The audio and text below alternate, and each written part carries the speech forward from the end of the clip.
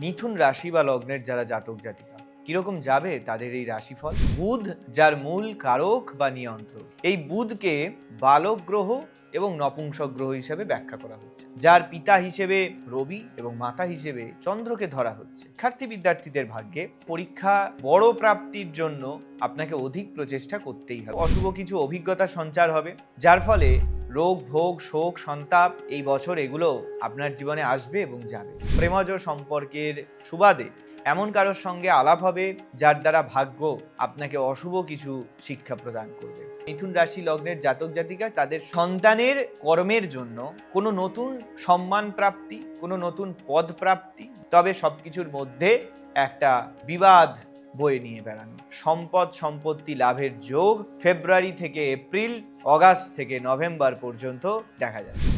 বিবাহিত হন সেক্ষেত্রে দাম্পত্য কলহ, ভুল বোঝাবুঝি এই ব্যাপারগুলো এই বছর সামনে আসতে পারে, অর্থাৎ গৃহে বা পরিবারকে আরো বেশি সময় দিতে হবে।